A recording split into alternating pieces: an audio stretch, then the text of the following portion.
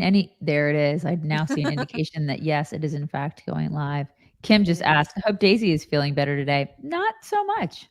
Not so Really? much. Because you were better like in the afternoon, but then you And got then bad again. got bad again last night, and so it's just I have just been riding, like, the roller coaster of sickness this week, you guys, but I promise, like, next week, I'll probably be back to normal, but this week, I think it's just a just a bust.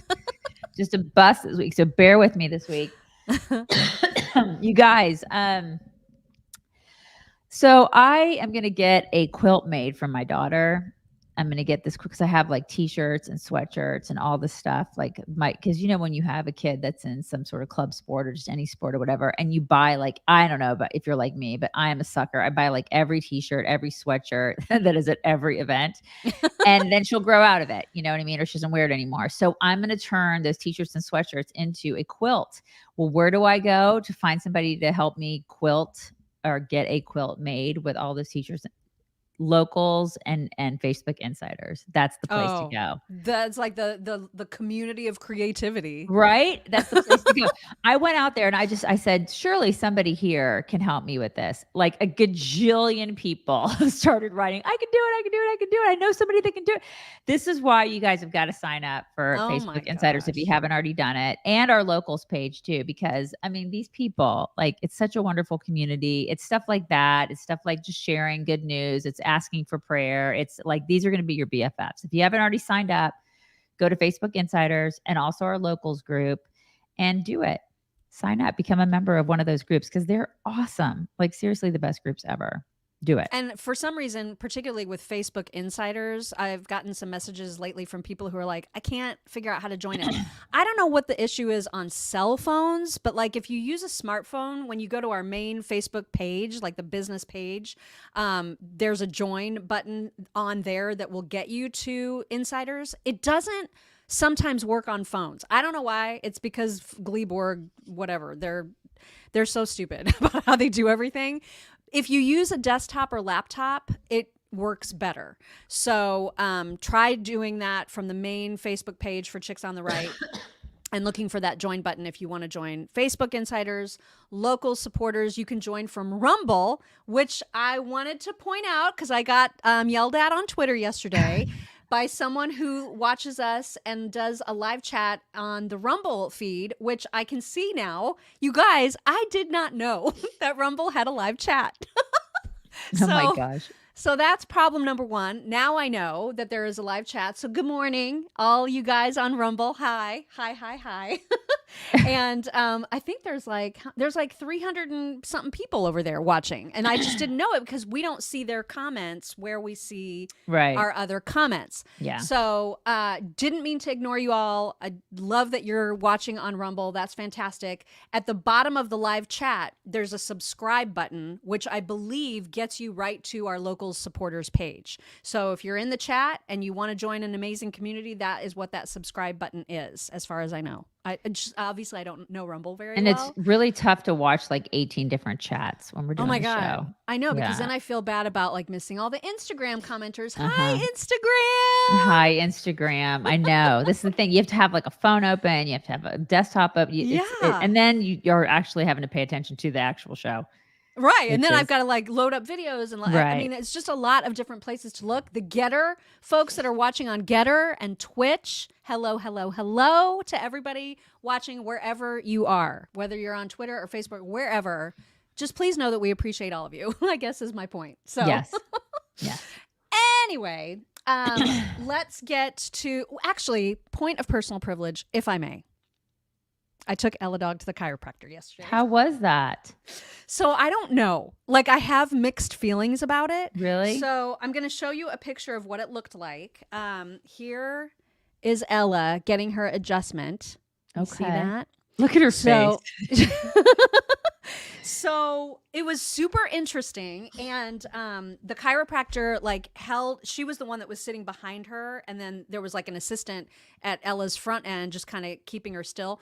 The first part where she just feels all the bones, Ella did not like that at all. So she was trying to like scramble out of her arms, and it took two of them to hold her in place.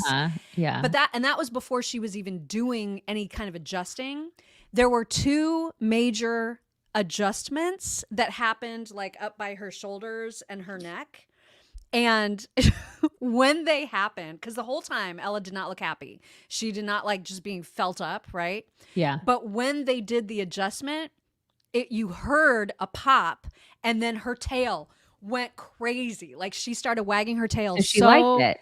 I think she liked it. I think she liked how it felt immediately after.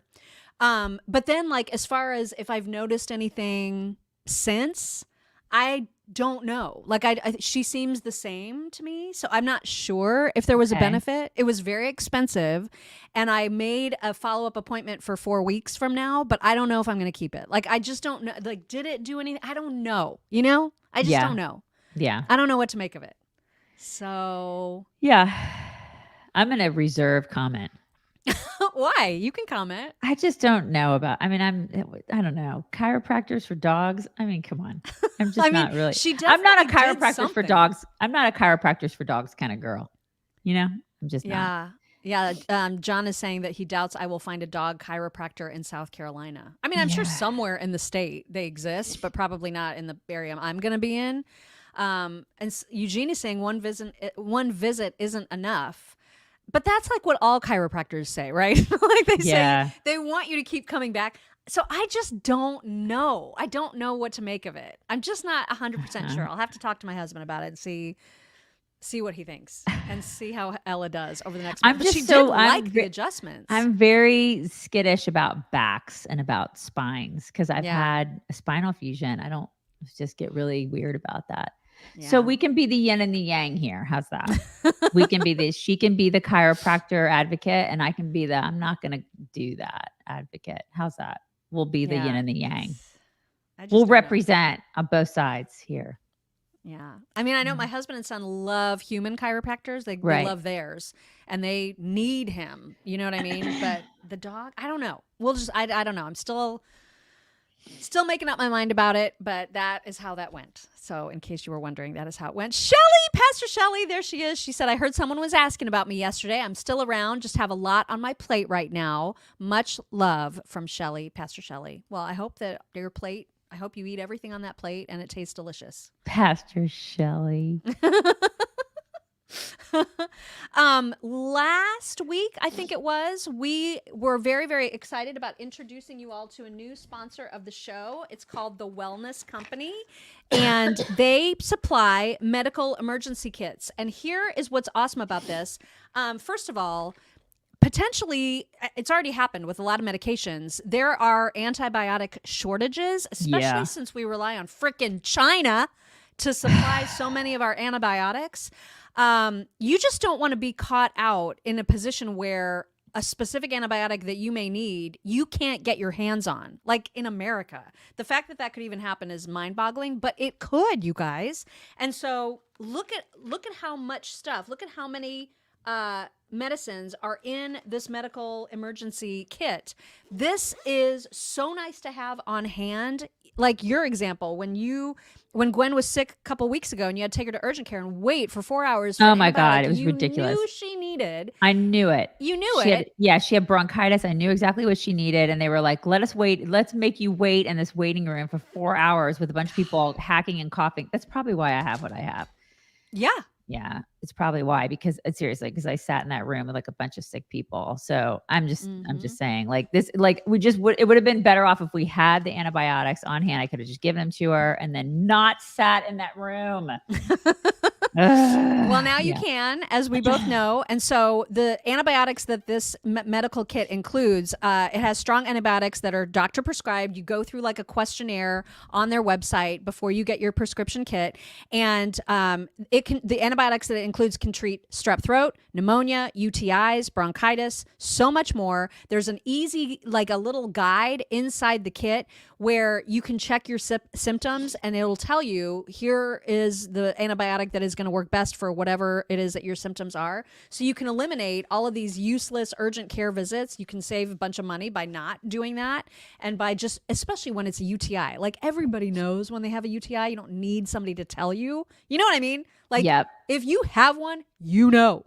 And so it would be so much nicer to just be able to treat that at home without dealing with like calling a doctor, getting an appointment, going in, possibly getting sick at a doctor's office. Now you don't have to. You can just go to the wellness center. It's twc.health/chicks. When you use code chicks, you're going to save 15% on that emergency medical kit. Very, very strongly encourage everyone to have one kit at least in their house at all times, especially if there is a shortage on medication. You guys, they also have a contagion kit that has ivermectin in it, hydroxychloroquine. With that, they have all that in it too. Mhm. So just keep that in mind. You know. twc.health/chicks. Okay, so let's get into some just crazy headlines and get those out of the way first. Shall we? Look at this. This is a female professional darts player, which I did not even know that. I didn't know it was a thing. No idea this was a thing until this morning. No idea. Right? That's kind of cool. Yeah. Yeah. And I don't know if I'm saying her first name right, but it's Deta. So Deta. Okay. I'm not sure if it's like Deta or Deta. Hedman is her name. And she found out that in this tournament that she was participating in, she was going to have to compete against a trans woman, i.e., a dude. And she was like, this is a women's event. I am not going to play against a man. Yeah. And so even though darts isn't about like strength or whatever you normally think of men being biologically stronger and able to do, she still, based on principle, was simply like, this is not right. I'm a woman. I'm supposed to be playing against a woman. So I'm going to forfeit the entire tournament, which she did. She did not have to sacrifice any pay, as far as I understand it. But she was out. I mean, she took a stand, man. And this was fantastic, I think. Yeah. She's like not doing it. That is clearly a dude. Clearly. So, dude, what in the world is happening? I swear. It's like play in your own league. Right? You know, it's darts. If there are women's darts, then there are men's darts. It's like, how can you have an advantage? I don't understand what advantage he thinks he's going to have in a women's league. I just play in your lane, dude. Yeah. Like, anyway, it's anyway, the dumbest thing ever. Okay. I'm glad that she did this. Okay. You took a stand. And I'm glad that she didn't have to take a cut and pay, but what really irritates me is that when, collegiate players they step out, or even in high school or middle school is what we're seeing. Sometimes they're getting dinged. Yeah. When they're, when we tell these girls, because, I rail about this, when we tell these girls, just step away, just, bow out, they're getting punished for that.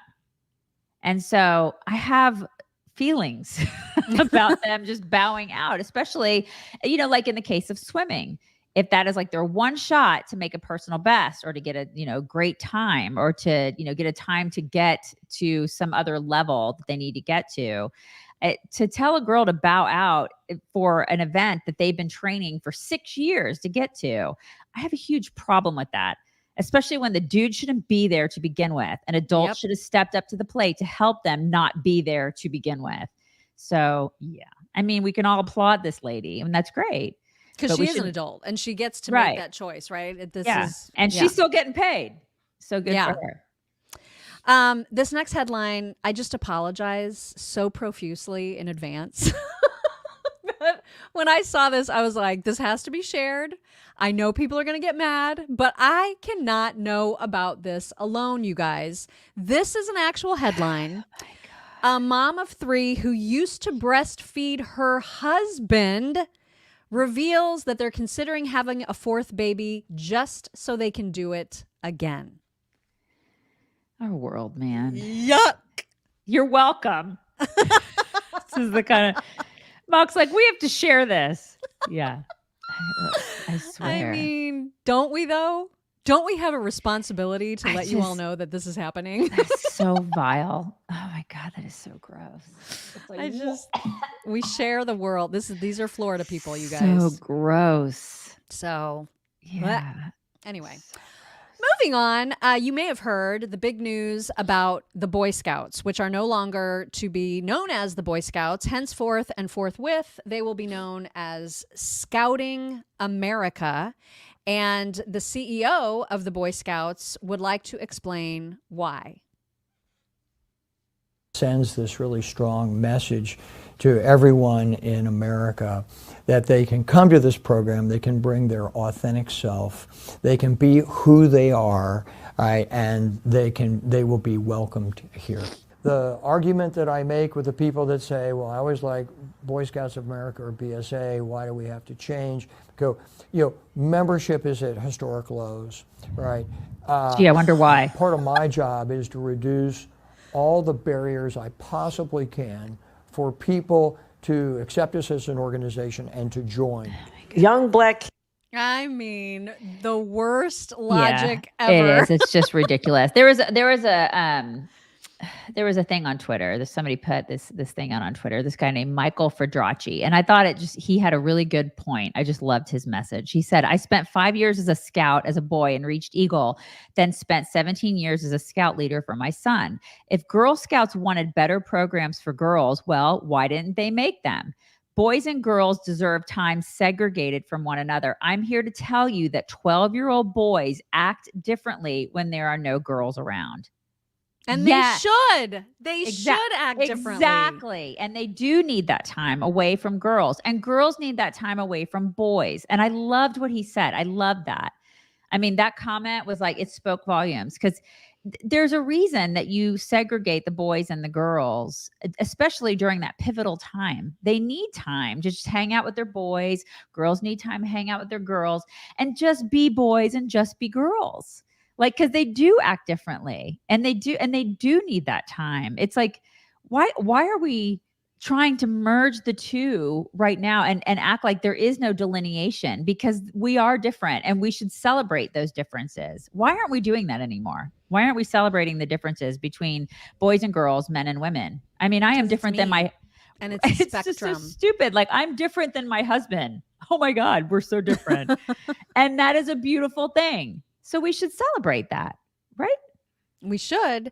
But you heard him. He thinks, oh, well, the reason that the membership is down is because we're not inclusive enough. Oh my God. That's exactly the problem. You're no longer Boy Scouts. You've ruined everything the Boy Scouts was supposed to be. Exactly. Is there even a Girl Scouts anymore, or is it just one big Scouting America now? I don't even know, because my daughter would not be a part of it, because I think they support Planned Parenthood too, don't they? Yeah. Yeah. So no thanks. Gosh, thank you, but no. What a shame, because it used to be such a great organization. Yeah. Mm-hmm. And now it just just sucks. Yep. All right, moving on. We also need to talk about Kathy Hochul, who said made a very inappropriate comment, which was so telling yesterday. And you'll hear it, and then you'll understand why we say so often that Democrats are always projecting. Young black kids growing up in the Bronx who don't even know what the word computer is. They don't know. They don't know these things. And I want the world open up to all of them, because when you have their diverse voices innovating solutions through technology, then you're really addressing society's broader challenges. Clean and articulate. Clean and articulate, right? Yeah. That did not go over well, as you might expect. And so then she was like, oh, I regret saying that. It was just an offhand remark, she said. No, it showed her true colors, is what it did. You're a racist. Congrats. Yeah. So is Joe Biden. It's like, this is what they do. And then they project, and then they say, oh my gosh, Republicans are so racist. Really? It's always projection, man. Always. Oh my God. Isn't unreal. It? Yeah. But here's the thing though, is that Democrats, well, a lot of black people will continue to just they'll continue to follow and glom on to Democrats. And it's astounding to me. I don't understand it. It's like, can you not see who they are? They act like the Democrats will continue to help them when they have never helped them, ever. They don't like you. They don't care about you, that's for sure. They don't like you at all. They care. think you're stupid. Yeah. You guys, once again, it's time to talk about dogs. Oh my gosh. And cats and horses. Cats. Keep them away from Kristi Noem. Just make sure you don't put them anywhere near. Crazy bee on them. Don't. But if you love your animals, and I know you do, because who doesn't? Well, I mean, other than Kristi Noem. Right. This is something that you must have in your cupboards, just in case. You may have a pet that never, ever has skin or irritation issues or any kind of coat issues. But on the chance that you do, and so often this is like a temporary thing, or it's, not something that's chronic, but even if it is, this stuff from Coat Defense, the preventative powder for dogs, and again, they have a formulation for cats, for horses. They even have products for people. But this specifically is what we use. You just sprinkle it all over your dog and you just rub it in, right? And then it helps not just treat any potential like yeast infection or any kind of allergy reaction that they might be having, but it also prevents new irritations from coming back. Magical, very safe, non-toxic powder. This is their staple. But they also have like balms for their little toe beans and their noses when it's cold or when it's super dry out. They have wound care. They have shampoo. They've got a whole line of amazing products. You can get 15% off your entire order when you go to coatdefense.com and use promo code CHICKS. Coatdefense.com. That balm is great for hot spots. If your dogs get hot spots, like it cures them. It's amazing stuff. Like that. Yeah, it's amazing. I didn't make a sound. Did you hear that? You gotta There, get it that's a close. better You gotta one. get close to the mic. There. Yeah. Thank you very much to Lace Krupa Loredzen, who says, I'm going to be a Bobby, which is grandma in Czech, Oh, in I love that. September. She says, I swear I see Trump in her ultrasound picture. Is that a good sign for things to come? You're going to have a baby Trump? Oh my gosh. Is it the hair? Is it like the swoopy hair? Is that what it is? Oh So my gosh. cute. And on locals, Genius the First sent a tip saying, I've played in a lot of dart leagues and tournaments, and typically men are better at darts. Not all, but the best men will beat the best women. That's really interesting. Yeah. You'd think that we would be really good at darts, you know? I don't know. I mean, I don't know what makes somebody good at darts. I have no idea. I'm not particular. I'm good or bad at it. Like I can Like make shooting. I think women are really good at shooting. But like, why? I don't know. Like hand-eye coordination. You think we hold our own with hand-eye coordination stuff, don't you think? I think so. Yeah, I don't know. I have no idea what the data is on that. I'd have to look and see. Yeah, I have no idea either. Yeah, I don't see why we would differ so much on that, men and women, you know? Yeah, I'm not sure. Yeah. I'm really not sure. Things were like all kinds of lit yesterday in the Stormy Daniels court case. But before we get to Stormy Daniels' case, there's also breaking news, not breaking, but like yesterday, it was breaking news about the other case, the Mar-a-Lago classified documents case. Here is the update from Jesse Waters about that. Fox News alert, a major win for Trump in his Florida classified documents trial. Judge Cannon blew out the next hearing date indefinitely. Never set a new one. The whole case looks to be in limbo, and there's probably no way it can start before the November election. Ruh-roh. Huh. Why do you think that takes is? care of that. I'll tell you why. It's because turns out the DOJ and the FBI allegedly tampered with evidence. Like, remember all those pictures from Mar-a-Lago of all the documents? Huh. They put cover pages on a bunch of piles of papers that said classified, so those piles of papers weren't necessarily classified. Like, they totally tampered. The FBI is so corrupt. Completely it's corrupt. so scary at this point. Yeah. So allegedly, that is the reason that all of this is at a standstill now. Allegedly. Yeah. Okay. Well, there you go. So that's a thing that's happening. Everything's falling apart. Isn't it interesting? Yeah. Mm-hmm. And listen, you can't trust those organizations. You just can't. Which is No. terrifying. Yeah, it is 'cause you terrifying. should be able to. Yeah, and it sucks too because we've got I know we're going to be talking about it, but you've got these people that are coming over and across our border that are terrorists, and it's like that's who the FBI should be targeting. That's who the DOJ should be targeting, and they're not. They're busy fabricating evidence. You know what I mean? Like, what is even happening? It's not good at all. Not good at all. Irene Curtis, thank you. Irene says, love Coat Defense. We had a hot spot, dry nose, and yeasty feet, and Coat Defense took care of it all. Thank you for the recommendation. I know, it's like magical powder. And if they get it, if they eat it, if they ingest it, it's fine. You know, it's totally fine. Because don't feed it to them. No, but it's totally non-toxic. Right, it's non-toxic, which is great. And Tabitha, thank you. Tabitha says, it's about the money, always the money. Pisses me off. My son is almost an eagle. I hate when he's at camp with girls. He acts different. Right. Yeah. I mean, this is just normal behavior for kids. Yeah. It's so frustrating. Okay. So then another big thing that happened, let's get to the Stormy trial, right? So Michael Avenatti, creepy porn lawyer himself, released a very interesting statement on Twitter. Now I know it's hard to read, so I'll just summarize it. Oh my God. Basically, you know how there's like that documentary that she released. I can't remember if it's Netflix or what platform it is, but there's like a big documentary about her. Did you watch it? I haven't. No, I haven't watched it. But he was called by the company, by the producer, and of that documentary, asking him to participate in it. And he said, well, is she being paid? Because he knew that if she was getting paid for her contribution to the documentary, it would be totally spun in her favor, right, to make him and Trump and everybody else look bad.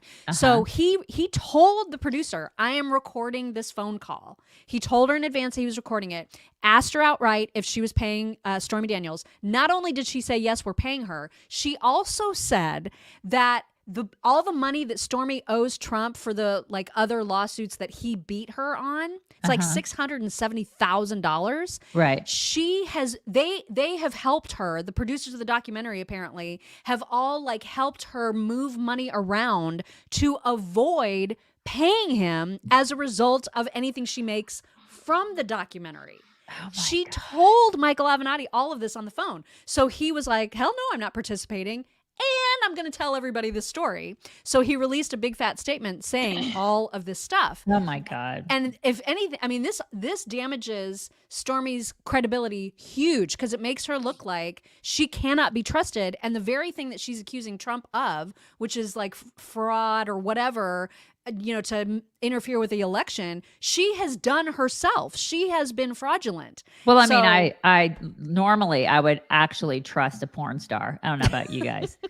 So, I mean, I'm shocked and dismayed. Aren't you? Oh my God. This just, honestly, she looks so bad. And then she took the stand, right? And that did not go well. Like she told all about their sexual encounter, like details that nobody wanted to know. I know. Like, that was like, and then it's like people on Fox were retelling it. And I was like, can we not? Can we just not? You do that all the time. You make us think about things all the time that we don't want to think about. Yeah, but I don't do it in such detail. I mean, I'll just say like the basic stuff, like, okay, they had sex.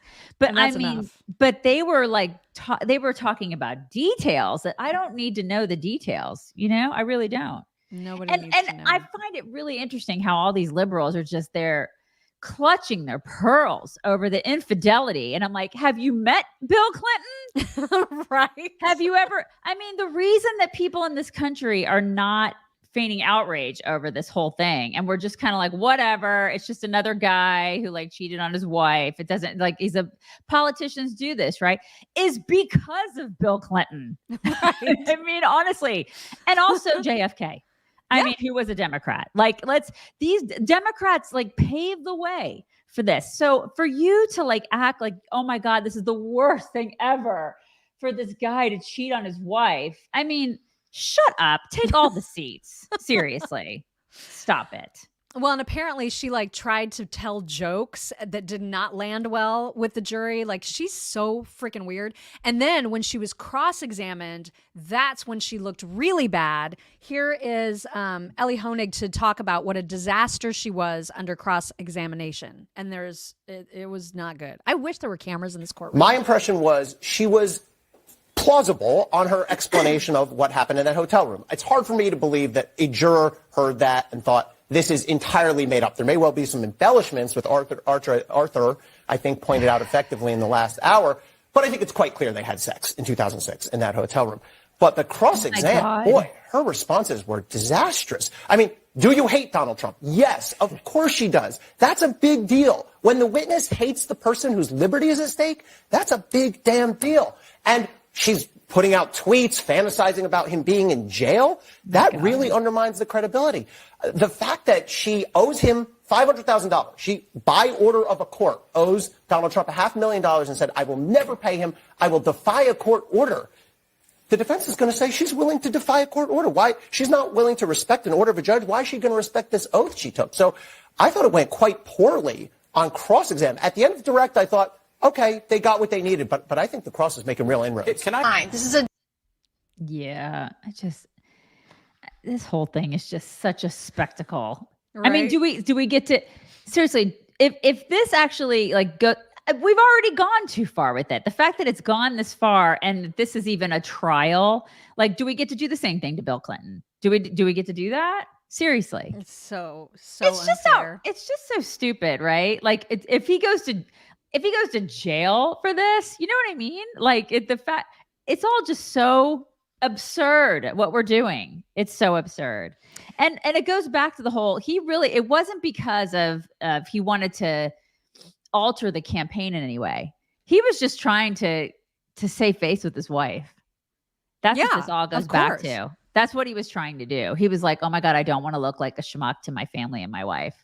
He was being a husband and a father. Well, and what's amazing, and I actually genuinely did not know this until yesterday, is I didn't realize he was still completely denying the affair took place at all, which that seems crazy to me. Why would you be paying somebody $130,000 for no reason? Do you know what I mean? Right.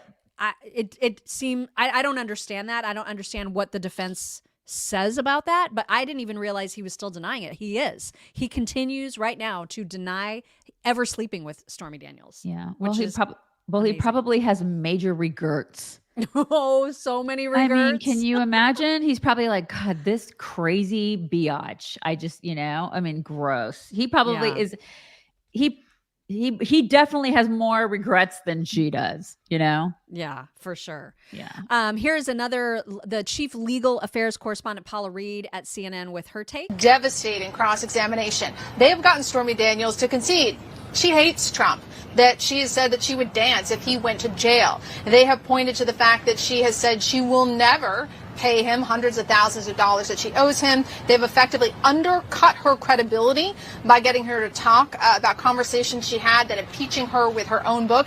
I mean, this has been devastating for Stormy Daniels' credibility. Now, big picture, what does that mean for the case as a whole? Yeah. Well, maybe not much, because she doesn't have any direct evidence of the falsifying business records. What she could explain today is what exactly Trump was trying to hide between the Access Hollywood tape and Election Day in 2016. This illicit sexual encounter with a porn star back, over a decade prior. She was able to explain to the jury that and how she got paid. But I think what we should really take away from today is this is a preview of what Michael Cohen can look forward to. This kind of sort of devastating, eviscerating cross. Also, the idea that which is going to be so fun. Yeah, that'll be super fun, right? I can't wait for that. Get ready, Cohen. Oh my God, such a slime ball. God, I can't stand him. And Chris Cuomo, I guess yesterday was talking about how he had conversations with Michael Cohen about this whole thing, back in the day, and even then, Michael Cohen has told a billion different variations of the story. Right. And so Chris Cuomo is now like, I hope I don't get hauled off to court, but here's what I know. they didn't know. I hope I don't get hauled into court. But I remember Cohen giving me different versions of this story of what happened. The guy told me that Melania had no idea that this was going on, and then he would flip his story and say that she knew everything. I don't know how you hang a case on the guy, to be honest. Well, first, you don't. You don't. Oh my God. Yeah, you shouldn't. He's a liar. And so is Stormy Daniels. I mean, they're both God, these people are they're awful people. Awful people. Awful. Just awful. Yeah. Okay, lastly on this issue, we'll hear from Alan Dershowitz, who is saying that she was a pointless witness to begin with because it doesn't matter whether or not they had sex. It actually doesn't matter to this case whether or not they had sex. The only thing that matters is this payment, and whether or not they had sex is totally irrelevant, according to Mr. Dershowitz. Well, it was clear reversible error today committed by the judge and by the prosecution under the reasoning of the recently reversed Harvey Weinstein case. So much information came out that was utterly irrelevant. Let's start with whether they had sex at all. Utterly irrelevant. The only issue is whether she threatened to expose him and whether she extorted him and whether he then paid money to avoid the embarrassment to his family, to his business, to his children, and, according to the prosecution, to help himself get reelected. The issue of what actually happened is utterly irrelevant. And then we get to the details, the silk pajamas, the kind of lotion he was wearing. I can't imagine how the Court of Appeals in New York that reversed the Harvey Weinstein conviction, which was a harder case to reverse, wouldn't reverse this conviction if it got up there. I would. Interesting. It's a great take. Yeah. And I mean, like she's not capable of being all about the money. Oh, hello. I mean, come on. Yeah. Right? Oh my gosh. Yeah. Is she ever? Yeah. C Noons, thank you so much. C Noons says better eye-hand coordination. I do far better than husband and brothers every time I'm on the range, and they're all law enforcement who train in it. Yeah. Dang, See, girl. Women can do better at shooting. Huh. Look at us go. You guys, it's Mother's Day this weekend. Can you believe that? I cannot. This Sunday. I cannot. And it's not the only thing that our friends at Genucel are celebrating. They are also celebrating their 25th anniversary. And for a limited time, 70% off plus the 25% anniversary discount. This is on their top selling packages. That's a huge, huge, huge discount. It includes, their best sellers include the Gen 90, which is their amazing wrinkle repair treatment. So this is just during their Mother's Day sale. You can get on board by going to genucel.com/chicks. That's genucel.com/chicks. Don't forget to use code chicks and get yourself some really fantastic skincare. genucel.com/chicks. All right, let's talk about what's going on in Gaza. So Israel has moved in to Rafah against, everybody's wishes now. Apparently, nobody wants them to continue to fight on their own behalf. Everybody seems to have forgotten that October 7th was even a thing, and it's their fault, or it's Hamas's fault and not Israel's fault. They are just trying to exist as a nation. And President Biden spoke for, you were mentioning it was a Holocaust Remembrance Day. I don't know who he's speaking to. I don't know who is in the crowd. But I found myself going, wow, he's saying all the right stuff. Why is he sending so many mixed messages about Israel? Because it took him 9 days to say those things. It took him a long. And I think this is what he does, Mock. He gets in front of a crowd where he feels like he panders to whatever crowd he's in front of. Yeah. And so I'm sorry, but it was too little too late for me. I mean, I was like, well, that's nice that you can say that in front of this crowd now, but where were you 9 days ago, you schmuck? I know. And that's why I was like, anyway, you'll hear a little bit of what he said, and then we can discuss. 2023, on a sacred Jewish holiday, the terrorist group Hamas unleashed the deadliest day of the Jewish people since the Holocaust. Driven by ancient desire to wipe out the Jewish people off the face of the earth, over 1,200 innocent people, babies, parents, grandparents, slaughtered in their kibbutz, massacred at a music festival, brutally raped, mutilated, and sexually assaulted. Thousands more carrying wounds, bullets and shrapnel from the memory of that terrible day they endured. Hundreds taken hostage, including survivors of the Shoah. Now, here we are, not 75 years later, but just 7.5 months later, and people are already forgetting. are already forgetting My God. that Hamas unleashed this terror. That it was Hamas that brutalized Israelis. It was Hamas who took and continues to hold hostages. I have not forgotten, nor have you. Really? And we will not forget. Congressman, He is a pandering fool, this guy. He just panders and panders and panders to whoever he's in front of. I'm sorry, I'm not buying what he's selling.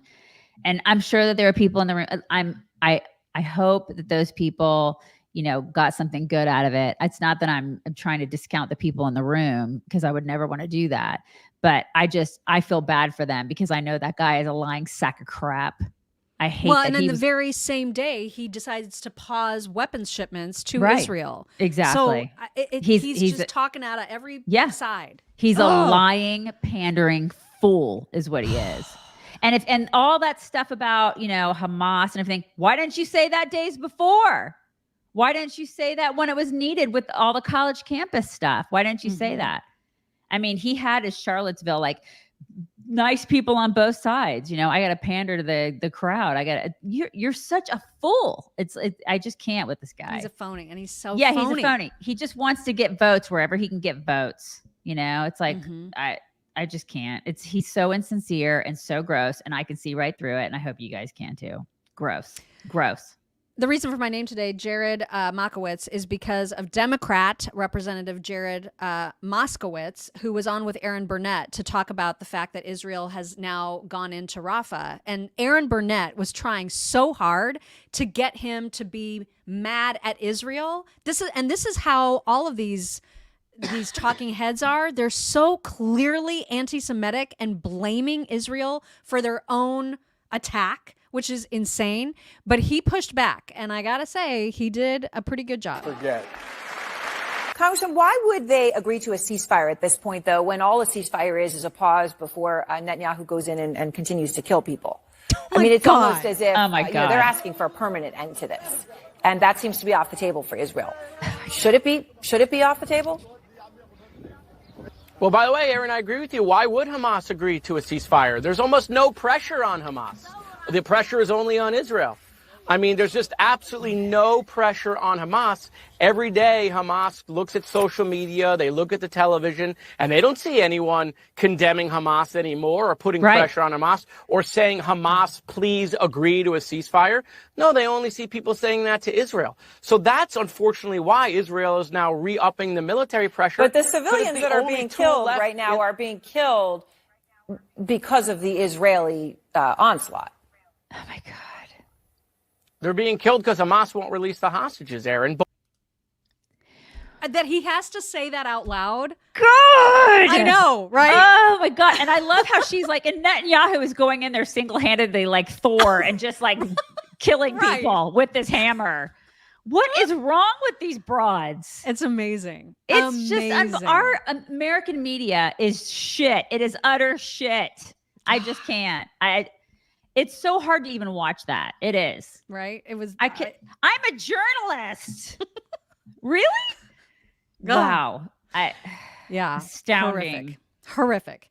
You guys remember when we talked about that? I don't remember his name. It doesn't matter because he should remain nameless and not get any notoriety whatsoever. But there was that horrible radical Islamist who Columbia University hired and who then the president of the university went and spoke before Congress and said, oh, yeah, he's fired. He's never welcome Professor on campus Jihad, again. the Professor Jihad, right? Yes, basically. Yes. So Shai Davidai, who is a professor also at Columbia, who was he's the one that got his pass revoked and all that stuff.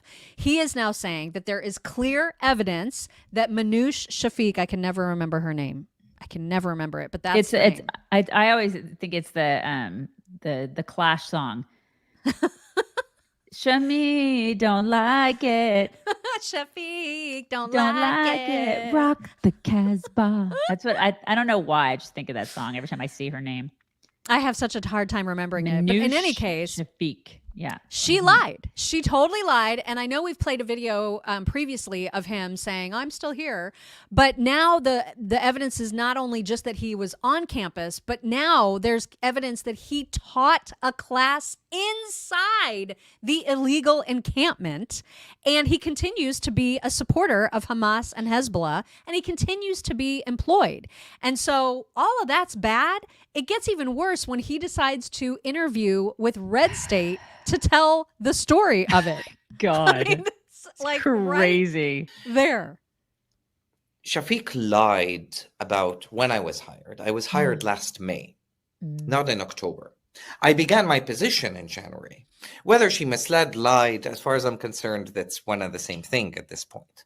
She also lied about, as you noted, the fact that I was terminated. I haven't been terminated. I'm sitting in my office. I'm speaking to you all that allow me sort of the grace to be with you. And as a matter of fact, I've taught the last 2 classes, the last 2 weeks at the encampment. From what I understand, I actually was the first professor to do that and to make that decision. And up until my knowledge, maybe another professor did that, but I think I've practically been the only one to hold my classes in the encampment on queer and feminist BIPOC traditions from decolonial abolitionist perspectives. That's what I was here to teach. Oh my God, I can't. And so she lied about those 2 things. And obviously she misrepresented. She didn't do her homework, if you will, with regard to what it is that I actually said and what it is that I was condoned, supposedly, of saying. Right, which I said one of the statements, he supports Hamas, Hezbollah, without continuing the rest of that statement. At a certain point, actually, it was also referenced that, well, because I criticized in a Facebook post, I believe on October 19th, that there is no evidence of beheaded babies. At least, and a lot of people have obviously critiqued that based on sort of barbaric, savage mythologies that are projected onto, as they are. I mean, what was the name of that class? It was like BIPOC, queer, BIPOC, something. Colonialism. I can't. It's like, I liked all the books on his bookshelf behind him too. He looks like he's well read. Yeah, that guy seems like a smart guy. I like his V-neck too. That's nice. Maybe he's moved all of his books to the encampment. I mean, it's possible. The guy. He's probably got his own tent. Yeah, it's minutiae. She's got some splaining to do. And there is some serious hatred that's all wrapped up in this, not just around Israel, not just around Jews, but the cops. So you've probably noticed, like, if you've seen any of these campus protests, they do have a lot of signs that say ACAB, right? Like they hate the police because the police are being asked to clear them out. And so they're mad about it. In New York City, they were screaming this chant, oink, oink, piggy, piggy. We're going to make your lives shitty. Oh, okay. And so I have video to show you of New York police being screamed, this being screamed at them.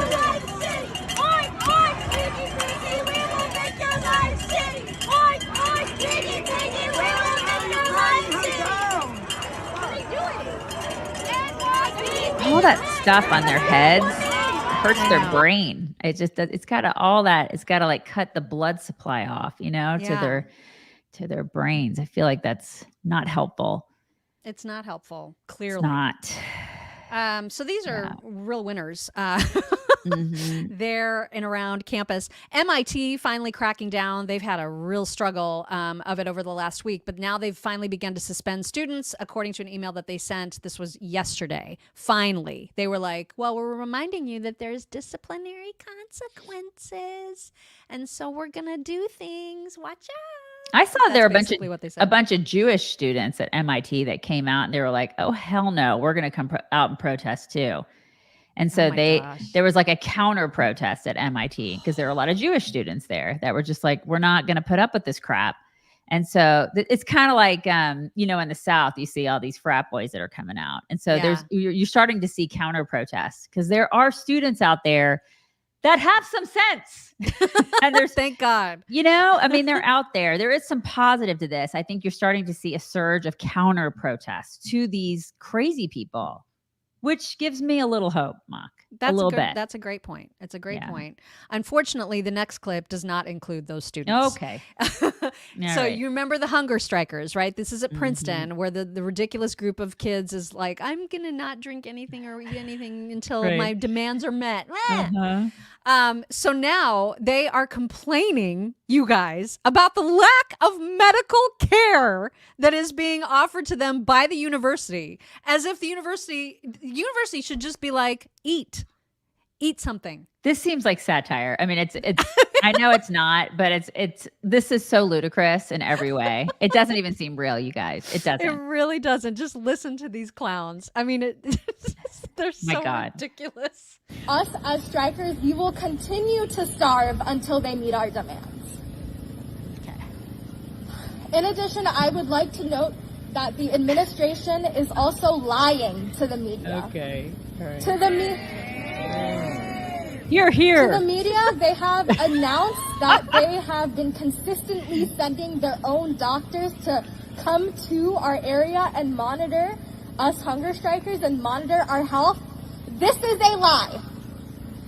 They are not monitoring our health. Why should they? They are not keeping track of our vitals. Who gives a crap? Not at all taking care of us in any Nobody's regard. monitoring my health. They have only sent a spokesperson from UHS twice to give us informational pamphlets, but they are not at all taking care of us in any regard, and I want to make that very clear. That they are not caring for us, that they do not care for us, and they are lying. Oh my God. Oh, no. I don't care. Starve then. Seriously, this is totally on them. What a bunch of brats. I swear. If you want to starve yourself, that's on you. No one's checking my health but me. Grow up, you little shits. Oh God. And I'm actually, if the university did put out a statement saying that they were monitoring it, why? Why should their only statement should be like, those clowns should eat something? I swear, this is there is nothing dumber than you will not say anything dumber this week than that clip. That was a real clip from college students, you guys. They're going to go out into the world and try to get jobs. And they're like, they need to monitor my health because I'm starving myself. Oh my God. Yeah. What nonsense is that? It's out of control. Please, for the love of God, do not hire these people. Like, again, save your tents. Save them. You're going to be living in them. These kids are useless. On locals, Dawnings for God sent a tip saying, good morning, beauties. Dawn in sunny California. Remembering a year ago last week at Camp Tono out west, getting to meet you on my birthday weekend. Love you, gals. Oh so my great. gosh, that's so fun. That'll be awesome. And you know what? Furthermore, parents have completely, they have failed these kids. Totally. They have failed them. Like those kids that were out there demanding all of that garbage, they have parents. Like, I want to talk to their parents and be like, punch yourselves in the face. What have you done to these kids? They're the parents that attend those dinners where they talk about their white guilt and pay $5,000 to be yelled at by Black people. I am completely. I cannot believe that there are kids that act this way. I can't. I'm astounded by that. Oh my God. It's crazy. Molly B, thank you. Molly says, happy 95th birthday. What? To my sweet mama, Elsie, a beautiful woman who taught me to love Jesus. Elsie, happy birthday. Oh my gosh. Oh my gosh. Isn't that the greatest? 95. The sweetest. Love it. Oh my love goodness. it. Love it. Love it. Chip Roy got onto the House floor yesterday to talk about what's going on in the UK. Well, he talked about a lot of things, the border namely, but then what he's seeing as a result of migration into the UK. They have just had elections, and in many jurisdictions, they have elected radical Islam terrorists, essentially. So the UK is completely changing and not for the better, and he's legit worried and wants to sound the alarms. I mean, is anybody paying attention to what's happening in London? I'm going to say it here on the floor of the House and get the scorn of people when I say you've got a massive Muslim takeover of the United Kingdom going on right before our eyes. They would say, Chip, well, what is wrong with that? Well, I've got some pretty strong concerns about Sharia law and whether that'll be forced upon the American people. In this case, the people of the United Kingdom. Yep. I've got pretty strong concerns about people who want to see Israel's destruction, who were happy about October 7th, who were elected in the United Kingdom. Some might say that we've seen that here in the United States. What are we going to do about that? We have 51.5 million people who are foreign born in the United States. They have about 20 to 25 million kids. That puts that well over 20-something% of our population. It's the highest such number in the history of our country. People say, well, isn't that great? Is it? No, it's not. Are we teaching people about Western civilization? Are we teaching people about the Constitution, the Bill of Rights, the rule of law? Are we teaching them Western values? Are we teaching them God exists? Are we teaching them the importance of freedom? Or are we teaching an entire generation or two or three to run around complaining about what's wrong and why the entire world is against them because of their skin color, their sex, their supposed gender identity, whatever the hell category we create to make people have an excuse for not just stepping up and achieving the American dream? Yeah, and Someone's women saying it. Yeah, I know. It's great that he's saying it. God bless Chip. And actually, women need to be paying a lot of attention to this. I mean, liberal women are just freaking clueless. All these liberal feminists, they're so clueless. Do you want Sharia law? Do you even know what it is? Do you know what women are like in Sharia law and how they're treated? And if you don't, you may want to read about it a little bit because you're a freaking idiot. If you think that, if you think that things are bad in the United States, try living under Sharia law, you morons. Or just go to Gaza. Seriously, all these clowns just need to go. Just go. Go do your protesting there. Yeah. I mean, this is the thing. They just have no clue. They don't. Yeah. And gay people? Okay. Good luck with that. Queers for Palestine. Good luck with that. Women and gay people. Yeah. And speaking of these radical Islam terrorists, here is a report that should concern everybody about the border. Tonight, among the record wave of migrants crossing the southern border, a suspected ISIS member who lived freely in the U.S. for nearly 2 years. 2 U.S. officials tell NBC News. 33-year-old Jakover Atoyev of Uzbekistan crossed into Arizona in February 2022, where he was apprehended and vetted by both Customs and Border Protection and ICE. He was not on the U.S. terror watch list, and he was released into the U.S., those sources tell us. Then, in May 2023, Uzbekistan put out an international alert, saying that Atoyev was affiliated with ISIS and wanted there. But it took nearly a year for U.S. officials to figure out the suspected ISIS member was living freely here in the U.S. U.S. officials tell us DHS made the alarming discovery after reviewing Atoyev's application for asylum. Shortly after DHS connected the dots, ICE arrested him here in Baltimore just 2 weeks ago. Former Homeland Security officials tell us his case raises red flags about the vetting process for migrants after they cross the border. Should alarm bells be going off here? We are in the midst of a really volatile threat environment. Anytime I see a gap in a system like we are seeing in this case, I do have concerns. Anytime you have just a massive volume of people like we do, our systems are overwhelmed, and we need more resources at the southern border to properly protect the homeland. Yeah, I mean, it took them a year, you guys, to figure that out because they were busy tampering with evidence in the Trump case. So it just took them a while just to sort that out. I just we're so screwed. Oh my god. It's like, how can you feel safe? Honestly, their job, like the government's job, we pay taxes for a reason, right? Like, and if you don't know what that reason is, because I know we're so far removed from what the founders intended for us, but they're supposed to keep us safe. That's you have one job. You have one job, government, and you ain't doing it. You ain't doing it. They're not doing it. They're not doing their job, you guys. At all. They're failing. But meanwhile, Trump is so scary because there's this Democrat rep. I've never heard of her before. I don't know her name. It doesn't matter. You'll see it on the screen. She's this Latina woman, a Democrat rep from California, who read the Time magazine interview with Donald Trump where he was like, oh, we're going to deport all these illegals because this can't stand. Like, we can't continue to do this. We're going to deport them all.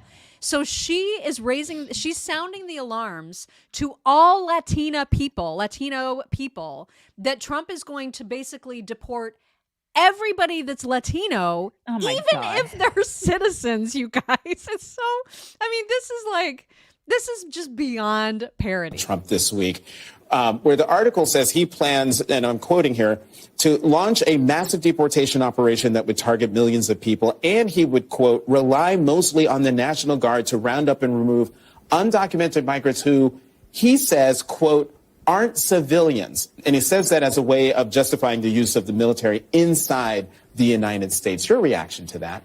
This should sound the alarm bell for everybody, especially Latinos. Trump is the #1 enemy to Latinos, and he is saying it. Believe him when he says he's going to be a dictator on day one. Believe him when he says he's going to go round up people. People who were already scared in the first term, who were citizens, who said, is he going to reverse my citizenship? Imagine now he's going to go out into communities. He's going to have the National Guard. He's going to round people up. He's going to deport them, and they could be citizens. Oh, my God. This woman is a freaking liar and a lunatic. Stop. He's going to reverse my citizenship? Okay. Yeah, how's he going to do that, lady? Oh, my God. Good Lord. And you know what? He should deport people. Yeah, he should. I hope he does round people up and deport them. And you can quote me on that 50,000 times the next Wednesday. Because these people are in here illegally and they need to go because we can't afford them. I'm sorry if that hurts your feelings, but if you've broken the law, you need to unbreak breaking the law. You shouldn't be here. And so he's doing the right thing by making them go back from whence they came. Yep. Why is this such a hard thing? He's not going to revoke citizenship of people. I know. It's an so idiot. ludicrous. Oh, my God. It's just the most ridiculous fear-mongering. Yeah. But I do think maybe he's been listening to our show because look at this tweet. Actually, it would work. They need it would. The only thing they're missing is the lasers. The lasers. But I was thinking, could you have those on the piranhas? Like we could have the piranhas with the lasers. With the lasers on their eyes. Right. I feel like that could work. Yeah, it used to be that we deported people. Like if people came to listen, they come to the border. They're like, you need to come in legally. If you're not here legally, remember you used to see like shows, you'd see things on TV where it'd be like, oh, ICE is actually enforcing the law. And then if you're here legally, they would kick you out of the country. We don't do that anymore. Well, we need to do that again. And then maybe we wouldn't be broke. So overwhelmed with just the sheer number of people that we're considering as asylees, which is utter bullshit. Everybody knows it. It is. It totally is. God, that woman needs to stop lying. Really, I know. Stop. Just pathetic. Lori Weens, thank you. Lori says that her friend Trina started gene therapy this last Saturday. Her cough is gone and her wheezing has decreased noticeably, which is great. She says her husband says for a month and a half, I've watched my wife literally dying and now I am watching her come back to life. Oh my gosh. That's so exciting. Wonderful. Yay. Yay, yay, yay. Okay. I'm really, really hoping that this is the last day that we have to talk about Kristi Noem, but she keeps putting herself out there. So just 2 clips today, and one of them is amazing. So she was on with Stuart Varney yesterday, and Stuart went down the whole line of questioning that everybody has been going down the line with, questioning her about this whole Kim Jong-un thing, because she will not answer a freaking question. And she gets snippy with him. Think that you are in line to be Trump's vice president? No, it's up to Donald Trump. He's the only person who will decide this. He's the only person who will decide. And I do speak to him. May I ask what he said to you about being vice president? I never tell anybody my personal conversations with Did the dog story President come up Trump. in a conversation with Trump? I talk to President Trump all the time. About the dog? About a lot of things. And right now, I tell you what, he is being persecuted in a political witch hunt in this court case. So I'm proud of him about how tough he is and how well he is doing. Did you bring up the dog? Yes, enough, Stuart. Did you this bring interview up the dog is with ridiculous, what you were doing right now. So you need to stop. It is. Okay. It is. We'll Let's talk about some real topics that Americans care about. I'm afraid we're out of time. Oh, well, of course we are. We do thank you for being with us. Right. I know I pressed hard, but that's what people are talking about to this day. Yeah. Governor Noem, thanks for joining us. We appreciate it. You bet. She was over it. She's freaking over it. So, well, she's dug this. I know she has. I know she has. But like, listen, you and I kind of went back and forth on pre-show about this because I got to say, okay, listen, I'm pissed off at her, right? I'm over it. I hate the dog thing. She's done. Like, put a fork in your political career. You are done, lady. There's no way you're going to be VP. Like, stop it. Stop even entertaining this notion that she's going to be VP. Ain't gonna happen. All right. She's done. But I will say, I got to be devil's advocate here. I do find it interesting that everybody is like holding her feet so hard to the fire when it comes to lying, but then nobody does that to people on the other side. Like Joe Biden, he lies every freaking day. You see any of these people holding his feet to the fire on a lie? No. I just find don't you find the dichotomy interesting? Like the double standard all the time interesting. I just get a little sick and tired of the double standard. Like this woman lies. I get it. She lied. And she did bad things. She lied, like, I don't know, a couple times. I get it. But I do find it interesting that, my God, it's like they will not let it go with her. It's like we got to hold her feet to the fire. We got to like just pummel her in every single interview. And then the left lies nonstop. It's only with our side that this happens. And it pisses me off. That's all. That's all I'm going to say about that.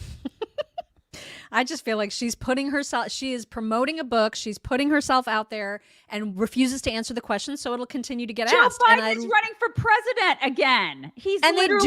There are reporters that ask KJP these questions every day. And she does the same thing that Kristi Noem is doing. She dances around. She doesn't answer the questions. Joe Biden doesn't have to do it. They all do it. Joe Biden doesn't have to ever answer a question about his family, about anything. He lies about his entire freaking existence. And he's never been held accountable. You've never seen Stuart Varney or any of these people ask him a question. They would love to. He's not putting himself out there like she is. Oh my God. Like she's literally saying, I want to come on and talk about my book. And they're like, okay, here's our platform. We're going to ask you shit. But Joe Biden won't show up there. But that is my point. He is like on the shows that are softball, but our people will go on shows and they ask her the tough questions. And it's like, we never ever get accountability on the other side. We don't.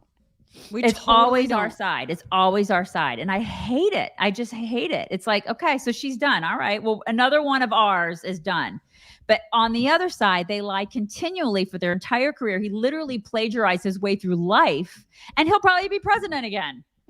And I'm like, God, don't say that. It's like, it's nonsensical. It's crazy, you guys. And this is the thing. And the left is salivating over this. They love this. They will eat this up, but yet there's no accountability on their side. It's just so imbalanced to me. And I hate it. I just hate it. Well, it completely sucks. I mean, there's no question. It completely sucks that he never has to face down tough questions ever. No one ever gets to say, and it's because the KJP and the rest of them keep hiding him from the toughest of all questions. And it is infuriating. Everybody on the left they're all protected. Everybody on the left is. Yeah. The only people that ever have to face tough questions are people on our side of the aisle. The only people that ever have to face punishment are people on our side of the aisle. And it's just, the double standard just irks me. I just get so tired of it. And that listen, I'm not making excuses for her. I'm just saying that this is our world. It is a world of double standards. Conservatives are treated one way, liberals are treated another, and it pisses me off. That's all I gotta say. It absolutely should. Yeah. I will say, I think it was Newsmax. I don't know who this guy is. She went on Newsmax because she's going everywhere because she can't shut the frick up. And this guy really pressed her hard in the best possible way. And the more that she says stuff like, well, I'm just not going to talk about my personal conversations. He's like, well, then you're going to keep getting this question.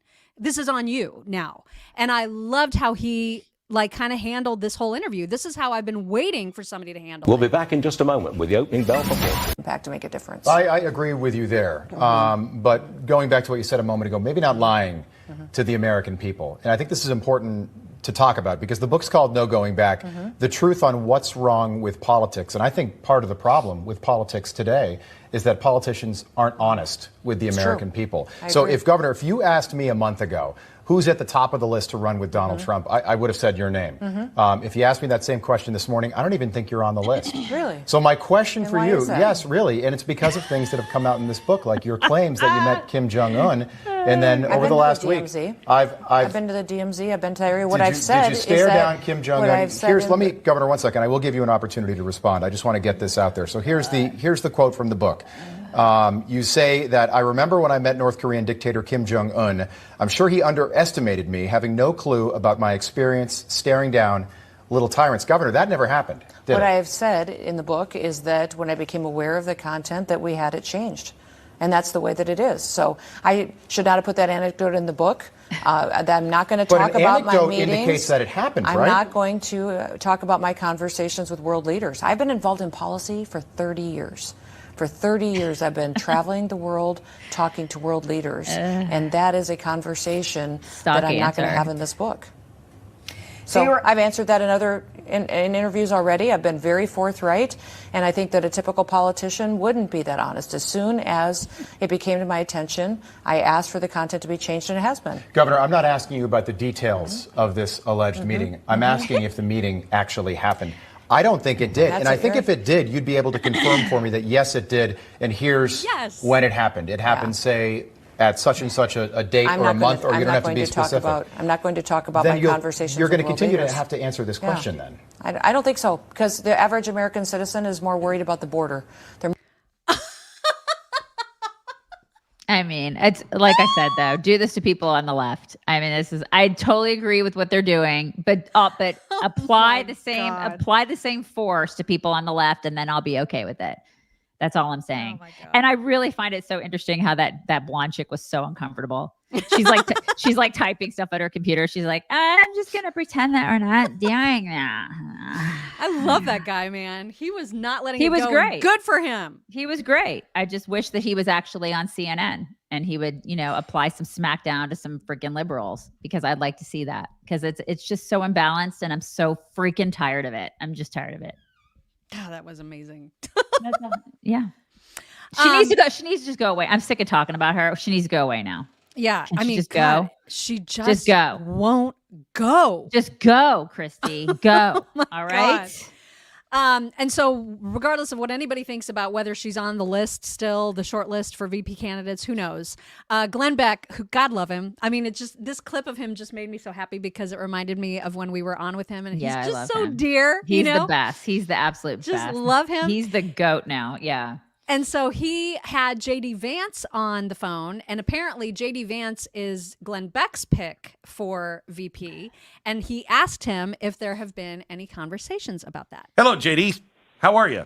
Hey, Glenn. Good. How you doing, man? Great to talk to you. First, I have to ask you, how are the talks to be vice president going, huh?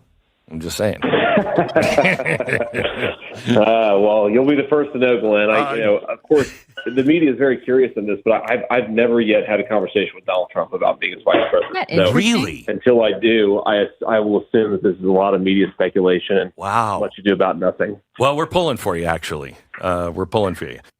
He'd be a good one. Isn't it interesting that there's been no conversation anywhere? I know. And that just shows you that the media spins crap all over the place. But I think he'd be a great VP. He'd be fantastic. It'd be two white guys. That's the only downside. I think that's honestly like where he's leaning at this point. You think he's leaning to JD? No, I think he's leaning towards another white guy or just or just another guy in general. I don't think it's going to be a woman at this point. You think it's going to be Burgum? It's going to be like Burgum, or it's going to be Rubio or Vance, or just somebody like that. I think it's just going to be somebody that's steady. You know what I mean? And it's going to be a dude. I think it's going to be a dude. I don't think it's going to be Tulsi. Yeah, he is not. I mean, he is not revealing anything. He isn't. Right now. He is playing poker. He is so playing poker.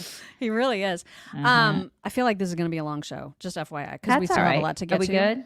Are we good? Are we good? So just buckle in, you guys.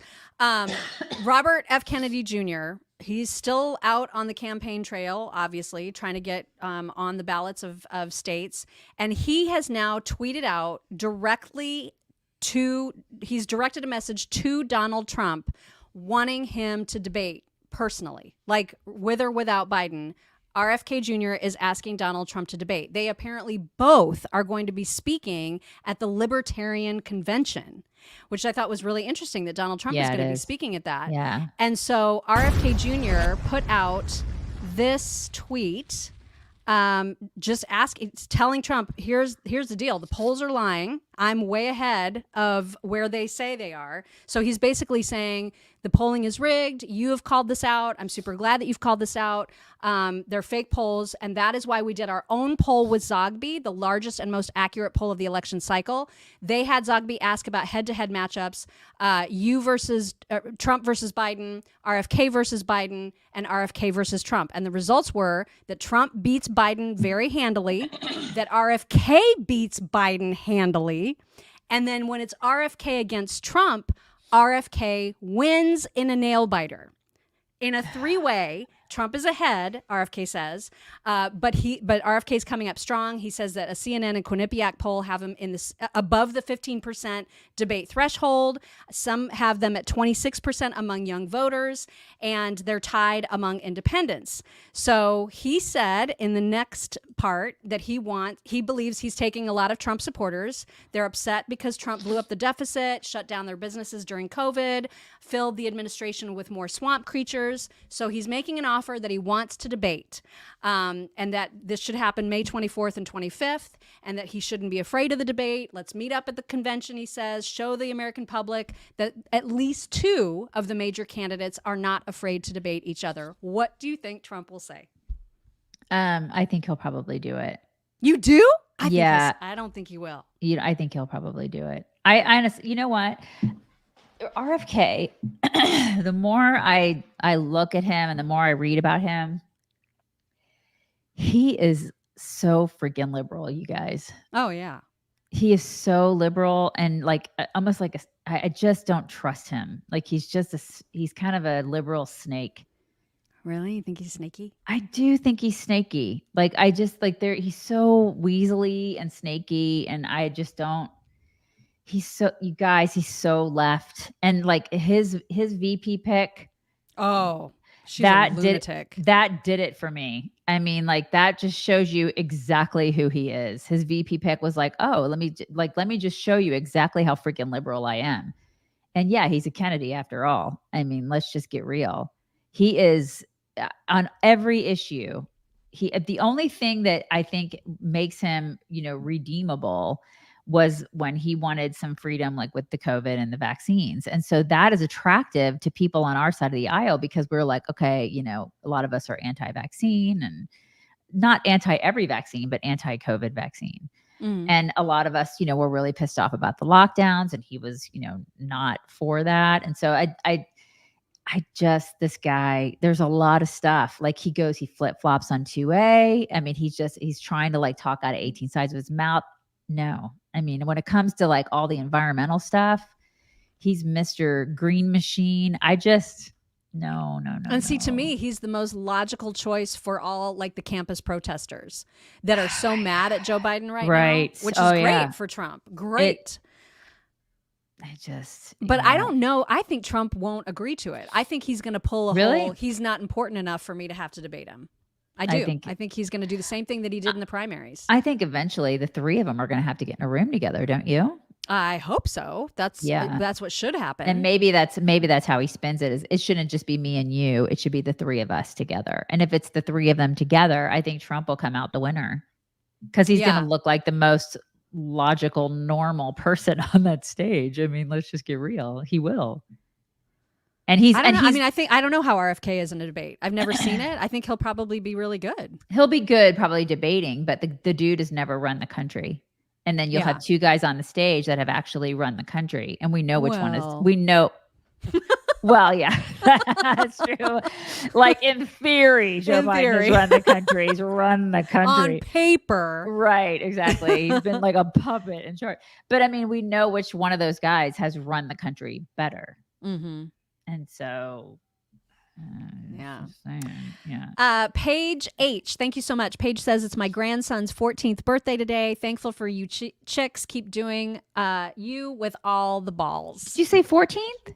14th birthday. Happy 14th. I have a 14-year-old. Yay. And Andrea Cleaver, thank you. Andrea says, Noem canceled on Gutfeld last night, and he roasted her hard. It was hilarious. Oh my gosh, I got to look that up. God. I have got to She see. probably canceled because she knew that was going to be brutal. Oh, yeah. He would not let her just do what she's been doing. It would have been a roast. It would have been like a roast on the show, and I don't think she could have handled that. We've got some stats courtesy of Dr.Phil about Biden's presidency that I thought was a very, very nice summary of how much suckage he has brought to the country. 25% increase. Auto insurance up 33%. Used cars up 35%. Hotels up 15%. Groceries. This matters. Up 25%. And this is a big one. You need $11,434 additional just to maintain the same living standard that you had in 2021. Wow. Did y'all get a raise? No. Between now and then? But that's what's happening. Rent is up 30%. Unreal. Mortgage rates doubled. It's getting worse, not better. So what do you tell yourself about what you're going to do, how you're going to go about climbing out of this? Because we're headed in the wrong direction. All that, ladies and gentlemen, and everyone else, that is called Bidenomics. Yes, it is. That's what it's called. Yeah. And so, but then they're going to tell you, the KJPs of the world are going to tell you everything is great. Everything is better, right? Yeah. Yeah. And then Grammy PJ said, and your taxes are going up. Yep. Your taxes are going up. In addition to all of that you're paying, you have to pay more in taxes to this overblown government that is like sending it to the Ukraine so they can have pensions. Yay! There's a new ad about, which is a nice reminder, I think, to everyone, to all of us, that it's not just Biden that we need to be worried about. It's Kamala. Kamala is more than likely going, if Biden wins, Kamala is going to be the one that ends up finishing that term. And God knows how early that she could start finishing it. And that is terrifying, as this ad points out. What's worse than 4 more years of President Joe Biden? Even 1 day of President Kamala Harris. Joe Biden is the oldest sitting president in American history. Kamala Harris is the most unqualified vice president in American history. The combination means disaster for the American people. Kamala Harris's time in the U.S. Senate was messy, and her own campaign for president a fiasco. As vice president, Harris has become an embarrassing joke. Who doesn't love a yellow school bus, right? Can you raise your hand if you love a yellow school bus, right? And then they launched. Yeah, they did. And a complete failure on her signature issue, confronting America's immigration disaster. Not too many people cross this border for the first time ever. You're confident this border's secure? We have a secure border in that is a priority for any nation, including ours and our administration. Joe Biden tapped Harris to fix the immigration crisis. 3 years later, the crisis has turned into a full-fledged invasion. This November, she could be one step closer to becoming president. America's challenges are too great, and Kamala Harris, too unqualified. Dang. Yeah, it's all true. All of it's true. Can you even believe that these are the people running our country? Like, they're every day. I look at that and I go, God. It's like the dumbest. We got the dumbest people running our country. For real. For real. Nuts, you guys. You remember that little kid? There was that famous video of the little kid who cannot get his sentence out. And he's like, do you ever have a dream when you're that you and it just goes on forever? Yeah. So cute. So thanks to AI, someone has recreated that video and it's taken a new life of its own, as you're about to see. Have you ever had a dream that you had you could you do you want you Oh my you could God. do so you do you could you want him to do so much you could do anything. Oh my God. So terrifying. Right? I mean, it is kind of just terrifying, so but also funny. Also, yeah, it's just weird seeing him with hair again. I know, right? Very strange. If you're already feeling depressed about the state of our nation, just wait.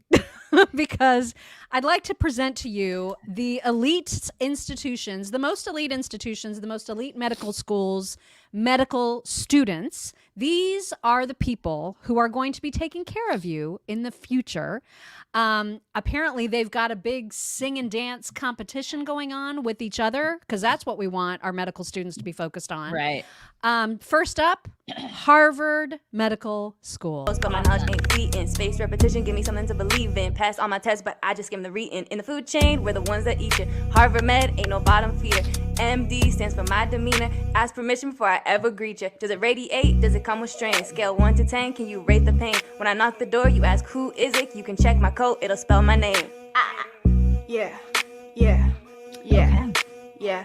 Yeah, you're messing with some Harvard MDs. Found my best friends for life from this Harvard MD. Giving everything we got for this Harvard MD. Now from the top, make it drop, come get your Harvard MD. You got your offer, now say yes to this Harvard MD. We're talking doc, that's a Harvard MD. You deserve the spot, you got future Harvard MD. Imagine right before you go in for an open heart surgery, you see this person and you're like, wait, were you the one in the music? No, but seriously, this is not just cringy, this is scary. Yeah, you guys, here's a pro tip. Don't get sick. Right. As I'm sick today, but don't get on sick, you guys. It's just a pro tip. Don't. Everybody stay well. Stay well. Make sure you get one of those, because we are so borked. So screwed. But not to be outdone, Columbia Medical School also has their own, like, I guess, recruitment video. Let's come explore. Really gotta come up to New York. Free meds over here. Nowhere to go next year. Free meds, you've arrived. Others folks can match the vibe. Like the way we do it, so get to it. Time to make a move.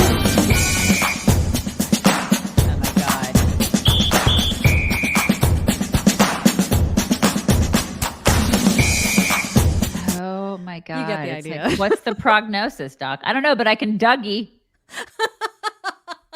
The hell is wrong with these people? I can whip and nay. I can do all those things, but I have no idea what's actually wrong with you. Oh my God. That's terrifying. Terrifying. We're so screwed. I miss Marcus Welby, MD. Mm-hmm. And if that weren't bad enough, then we also have to deal with the fact that we have competition from other countries, right? And so here's what they do in Chinese kindergartens. Okay, this is a whole different world than what we're doing. We're teaching our kindergartners all the different gender pronouns that they need to be aware of. In China, this is what they do. Found herself in the middle of a herd. That's the end. Let me rewind. Look at this. This is their recess. It's completely awesome. And this is during class. And they're all fit. Yeah. Yeah. It gets their aggression out. I mean, this is awesome because they're getting all that energy out, right? They all have coats on. It must be freezing cold in there, too. Can you believe that? Yeah. All of them. Do you know what Chinese kindergartens are like?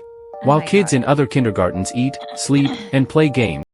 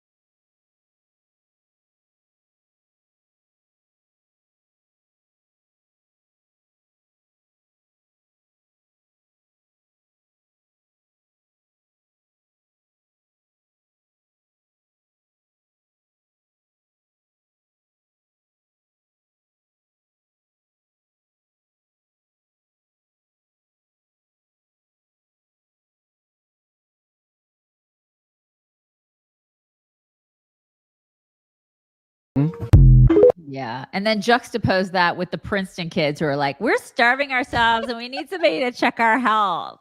Right. We're at Princeton. We're 19. There's a bunch of people that are saying that looks horrible and that is like cruel slavery or whatever. Do you think? I don't think so. Awesome. I think it looks especially pretty... because they want to cater to what the kids themselves are interested in. Yeah. You know what I mean? They're not gonna make a kid that has no interest in sewing sew. They're gonna make him do whatever it is that he's interested in. And you know that after they did the thing on the desk, then they taught them calculus. Right. You know, I mean, they're learning like math and stuff like that. They're actually learning things, which is great. I think that's why amazing. they kick our butts in math and science, and we're not learning those things here in America. We're all getting dumber. I mean, our kids really are getting dumber and dumber and dumber. Yeah. You look at the data. I mean, look at the data out there, and that's the truth. It's actually happening. Our kids are getting softer too. They're getting softer, dumber, and fatter. Yep. I think it's awesome. If there was a kindergarten like that here and I had a kindergartner, that is where they would go. Yeah, I mean, absolutely. Somebody said they're communist. Yeah, they are communist. I totally agree with that. But they're teaching their kids actual life skills. I do like the fact that, there are life skills being taught there. Kids should know how to make their own food and do things for themselves by the time they're a certain age.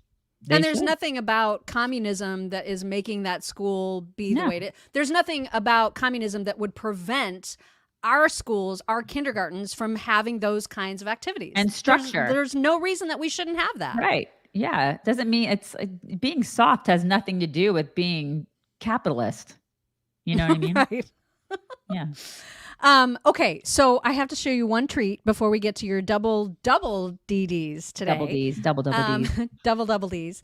And this is just this adorable little video that you really need to watch carefully because you think it's just a goat, but it's not. Here it comes. Baby. It's kind of fuzzy.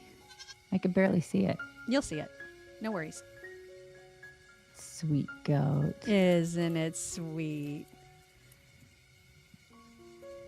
But look. Oh my God, there's a monkey on there. Why is he on there? What is going on? I don't know. Is he going to have a berry? What's he doing? He'll have a berry. Oh, he's like, I guess I'll have one too. Thanks. And then he just climbs on board. Oh my God. You and your monkeys, man. You and your monkeys.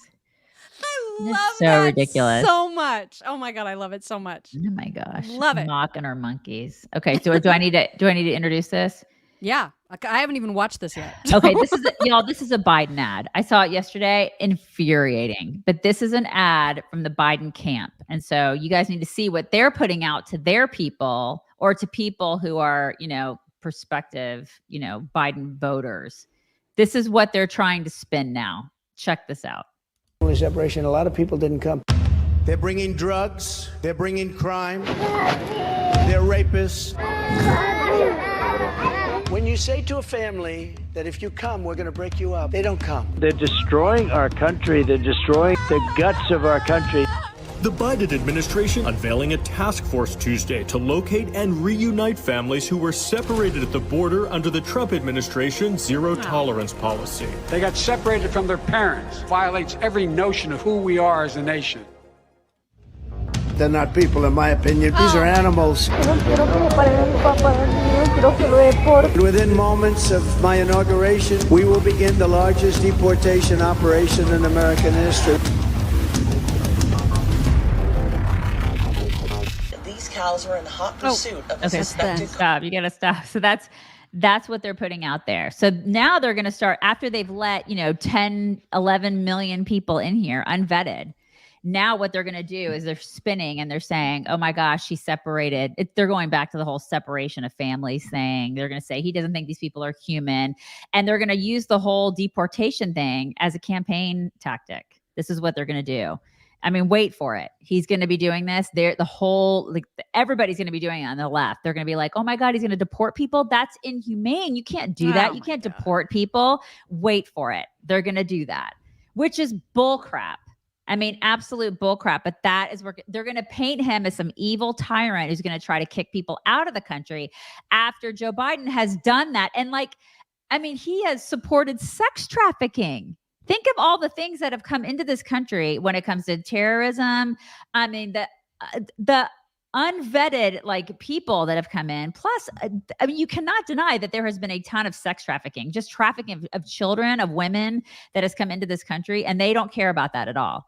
I mean, where was AOC at the border crying in her white suit with her,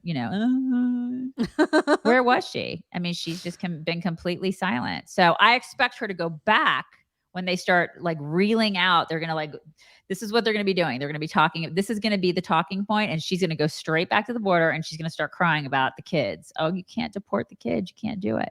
So yeah, somebody said 85,000 missing children. Yeah. It's interesting how AOC hasn't been crying about them, but by God, it's going to be used. So just wait for it. Just drives me insane when I see this stuff. Unbelievable. You created this problem, Joe Biden. Your administration did. Okay. But the second thing is there are cow police, you guys. I was unaware of this until this week, but I have to share this story. I just love this so much. These cows were in hot pursuit of a suspected car thief. The crazy cow chase started when 3 suspects allegedly stole a car in Florida. A police helicopter with an infrared camera followed the car until it crashed into a ditch. Driver's bailing, still got a passenger in the vehicle. One suspect fled on foot and found herself in the middle of a herd of cattle. Actually, the large group of cows is following her. Looks like they may attack her. 16 cows took off after the suspect. She's pretty far into the field now. If you see the large group of cows, they're literally following her and chasing her. The cows cornered her until police got there. She was taken into custody. Look at them go. Can you even? The cows are like, oh, hell no, you're not getting away with that, lady. You know that she was like some city girl. She was freaking out. She was like, oh my God, the cows are chasing me. Oh my God. I just love that so much. The Florida cows. That is amazing. Medal of honor. Yeah. All right. It is time for our schlong. Would you like to kick off the schlong? Or do you want me You can kick off this. You can kick off the schlong. Well, because you had found this hilarious article. This is from Microsoft, MSN, I guess. Microsoft. It's about songs. It's about songs that are racist, you guys. They're racist songs. I saw it on MSN. Like they have really everything on MSN because I will go to Bing every once in a while, but everything out there is racist now. And so I find it really, it's just so stupid. Like people who write for MSN, I'm just like, seriously, is everything racist and everything sexist? Yes, it is. But songs, they had a list of these songs may be racist. Like they're basically telling us that we shouldn't be listening to these songs. And some of them on the list, I thought, this is just absurd. So if you want to go through the list for some people, because you guys, some of them I don't know. Some of them I don't know either, but some of our people may know some of them. But some of them I do know and I love, and I'm not going to stop listening to these songs just because some jackhole on MSN told me that they're racist. Well, and the fact that they're so, God, what's the word? Pretentious about the way that they describe why you should be offended by these songs is so ridiculous. And the opening paragraph, like the intro paragraph that they're using to get into the songs, they say, it's important in evaluating a tune's capacity to offend, it's important to differentiate between neutral cultural reference, for example, Walk Like an Egyptian, which is a nod to the stately poses in Egyptian mythological art and not living, breathing Egyptians, versus cultural devaluation wrought by racism. That's the kind of stuff we're talking about. Most people don't listen to Walk Like an Egyptian aren't thinking about that. No, they're just like, this is catchy tune. I like the lyrics. Or if they're watching the video, dudes are like, Susanna Hoffs is hot. Right. That's what the dudes are like. Look at her. She's hot. I mean, you know what I mean? She's still hot. She still is. She's like 60 and she's still hot. She's aged very well. But I mean, that song is like, it's kind of a dumb, catchy, fun song. They're not like, oh my God, this has like racial undertones. That's not what we're thinking about. We're listening to Walk Like an Egyptian. Well, that's okay, because their point is that's fine because it's not racist, because it's about dead people and like it's basically honoring them. So it's totally different. Well, thank you for validating that for me, MSN. I appreciate that. I appreciate it. Good job. Okay. All right. What else? What else is on the list? So Brown Sugar. And I know you're mad about this by one. the Stones. I'm so mad about this song. So they say this is actually racist.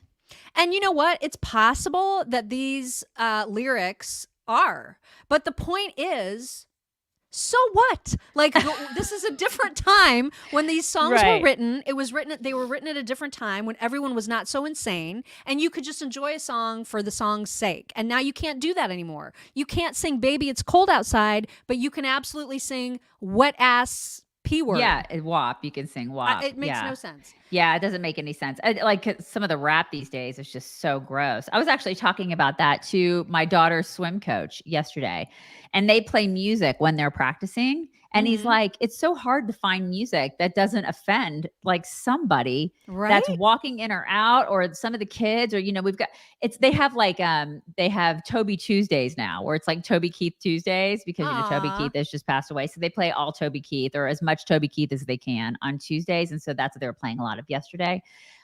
They do a lot of country stuff because we live in Texas. So there's a lot of people who are country fans here, but they do like kind of different themes for the kids and stuff for music every day. And then sometimes they'll let a kid like have their playlist play. And some of these kids are listening to like gangster rap and some of that stuff. Parents are coming in going, what are we listening to? Like, oh my God. Because music nowadays is completely offensive. Most of it is. Half of it is, at least. So, I mean, I think Brown Sugar, I think that song is, what is so bad? It says, the write-up says the title is offensive enough. But in the very first verse, Mick Jagger travels back to the plantation to peek in on the slave owners who used to make it hurt so good, as he sings, quote, hear him whip the women just around midnight. So clearly you can't sing that. You can't sing that song, you guys. You can't enjoy such that. Such a great tune, though. To jam You're to. not allowed to like it. I love the Stones, you guys. So anyway, it's racist That's one. now. China Girl, David Bowie. I love that song too.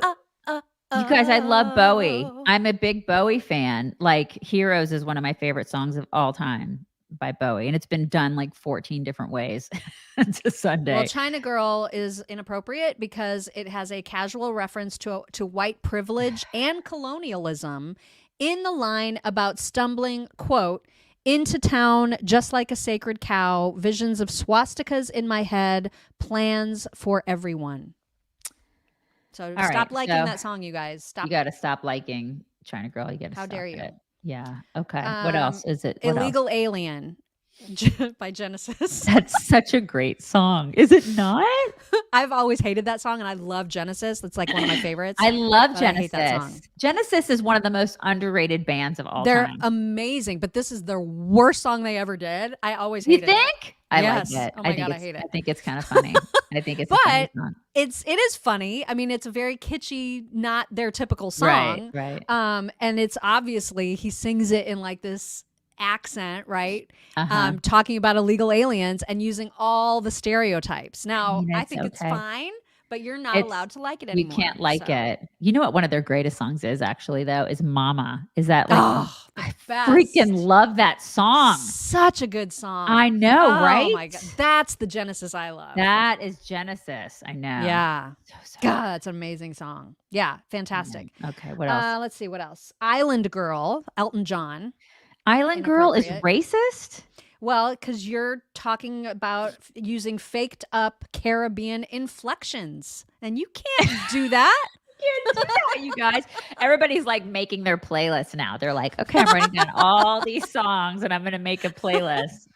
I mean, these are kick-ass songs. They are all very kick-ass songs. Okay, so there were a couple on the list that I didn't know. Some people may know. I'm not even. You're not going to mention those. Anything else that we do know? Right here, right now. Jesus Jones. I love that. I love that song. That was like a '90s song. I know. I'm trying to understand why. I think it was religious. It had religious undertones, didn't it?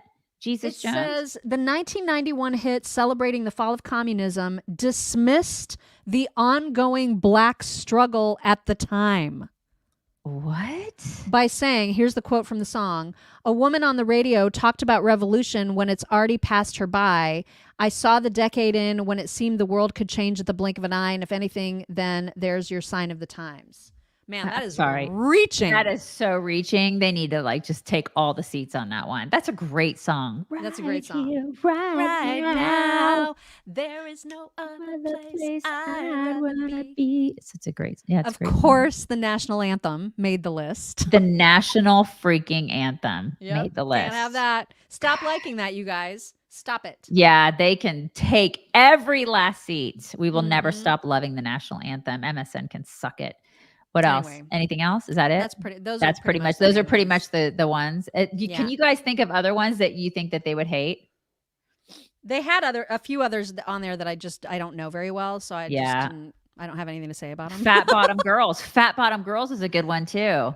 That's a great one. Yeah, I'm surprised they didn't have and Sweet Home Alabama. Those are really good suggestions. Yeah, because you can't make fun of fat bottom girls. You can't do that because it's, what do they call that? It's fattest. What is it? Fat shaming. It's fat shaming. Yeah. Uh-huh. Is it fattest? Is that a new word? I think it's fat phobic. Fat phobic. Yeah. Maybe that's it. Okay. Yeah. Uh-huh. Caribbean Queen. There's so Billy many. Ocean. We could add so that's right. On a Mexican radio. I love that song. Oh my gosh, that's so great. Yeah, there's so many we could add to the list. That this person obviously doesn't know music, and we do. What a miserable person to even think to write that article. I know, right? It's like they live their life to be completely and perpetually outraged. Loser. Yeah. All right, it's time for a few My Pillow Toks. Don't forget to get all your goodies at mypillow.com/chicks. Sometimes when horses are carrying people, they misjudge water and depth. And sometimes that does not go well, like this time. Oh no. Bless his heart. He thought it was just a puddle, but it was not. Oh my gosh. I know. Coolest thing happened to somebody. I don't know where this is, but a moose. Yeah, you know how mooses? I think it's moose. Just moose is plural for moose. Yeah. Okay, moose. A giant moose came up to this person. I think they're on like a motorcycle or something. And like those animals are scary. Okay. Yeah, they're gigantic. Yeah. They look like if you took a horse and crossed it with a cow, right? Yeah. Like it's like a how. Uh-huh. It's a horse. Yeah. Or a horse. Just ginormous. And I would be afraid, even though I love everything with fur. I would still be afraid of a moose. This is an amazing, amazing moment. Because this guy got to touch the moose. Oh my God. Look at that thing. Yeah, it's amazing. I would probably be peeing my pants, but my God. You know I love the large animals. I love anything gigantic like that. It would probably come up to me. I'm sort of a gigantic animal whisperer. I mean, look at his hand. Right look at his hand. There. Uh-huh. He looks so fuzzy too. Doesn't he? What a beautiful angel. Beautiful. Look at his face. He's so sweet. I mean, he doesn't look like he can kill you, but he could kill you. I think his name is George. What do you guys think? Look at that. Oh my God. He's just so sweet. He just wants to see. He's so curious about the guy. Yeah, he could kill him, but I mean, he's curious. I mean, amazing. It's good he stayed in his vehicle. Just stay in the vehicle, He just stay there. Wow. That's amazing. Isn't that something? Yeah. What an experience. God oh my bless him. What a beautiful animal. That's so cool. That's really the cool. Thing ever. Okay, here is a 23andMe story that you will love. So my dad was adopted, and he's always wondered where his parents are from, or what his background is. So a couple weeks ago on his birthday, me and my brother bought him an ancestry testing kit, and today we're going to open it together as a family. Dad! There you go. Wow. You nervous? Nervous and excited. Excited, eh? Well, this is where it all began, so get pumped. Can't wait. Let's see. What's wrong? It says you're not related to me. What? Both of us? So my dad was adopted. And he's always wanted to. Oh my God, that's so fantastic. I love that so much. That is awesome. Also, there is a new trend. There's a new trend overtaking TikTok where you're supposed to try to run with the same arm and leg instead of the alternate. Like, you know how when you run, it's like one arm goes with the opposite leg and you run like this. Yes. So they're trying to get people to run so that you're lifting your same leg and arm at the same time, which is just not how people run. No. But the results are hilarious, like this one. Hey, Larry, do you think you can run using your same arm and same leg like this, like your left arm and your left leg at the same time? Not like this. Not like that. Yes, like that. Come on.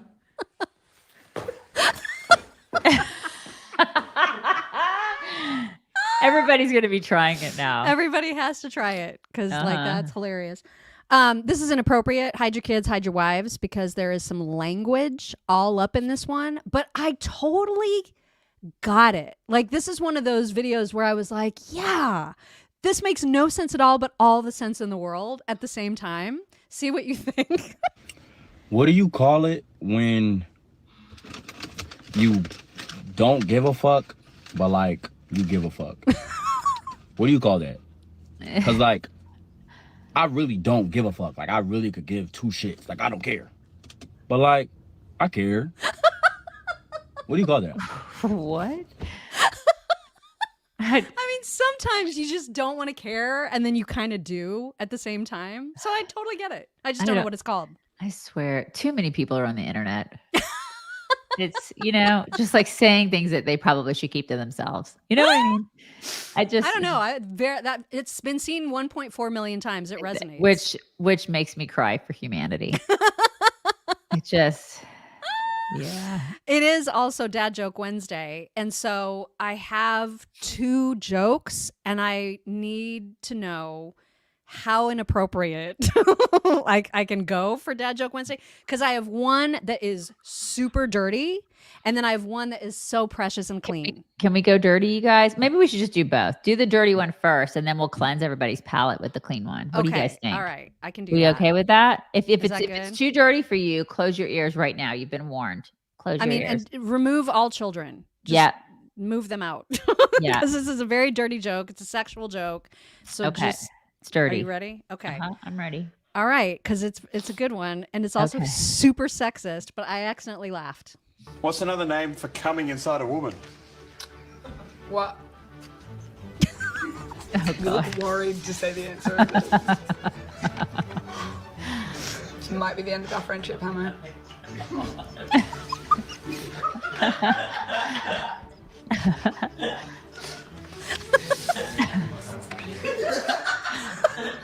He can't do it. I want to do a joke again. I don't even.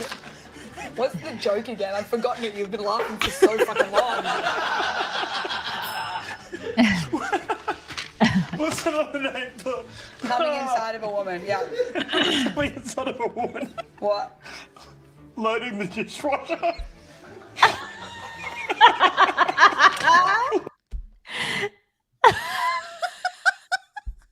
So inappropriate. It's so sexist and hilarious. That is really funny. Okay, somebody pointed out that if it's inappropriate, it's actually not a dad joke. Oh, then what is it? Then what is it? I mean, then it's just an inappropriate joke. Okay, so now we follow it up with a dad joke. Okay, and this one is a good one. I mean, this is so precious, and it's even told by a precious little child, which makes it that much more perfect. Then we can cleanse our palate with this. Okay, here we go. Tell me a joke. What does a hillbilly call a deer with no eyes? I don't know. What? No idea. Tell me a joke. I love it. No idea. Isn't that the cutest? Anyway, those are your talks for today. That's really, really cute. Really cute. No on deer, y'all.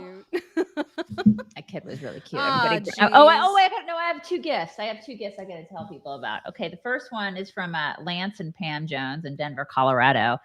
You guys sent me a really great gift. Okay, unfortunately, it was broken upon arrival. Now I'm gonna have to remedy because I really love this. It's Bernie bobblehead that sits on a chair. See? Oh my God, it's the best. His head has come off. His head has come off. But it was bobbling too hard. It was bobbling way too hard. See, he's bobbling way too hard. But I freaking love him. Okay, so I'm gonna super glue him. I'm gonna super just glue won't him bobble. today. He'll just like be really, really. But Lance and Pam, thank you, because I dig him, and I'm gonna super glue him today. I just want to let you know that I don't know why his head just was totally rolling around in the box when I got. I mean, it does make sense. Honestly. It does, but I'm gonna fix him today because I got some super glue. But I got that last night, so thank you so much. And then also, Karen Rhodes. Everybody's on a Bernie kick. I got this sticker from her and a lovely. Okay, I have a problem with that though because that money went to his campaign. I know, so right? I know, a little bit, and I'll keep it, but I'm probably not going to stick. I'm definitely not sticking it on a car or anything. So, yeah. But it's funny that you sent that to me. But anyways, she just a lovely note from her. So thank you so much, and I think we're going to be meeting her at the meet and greet in June. Yay.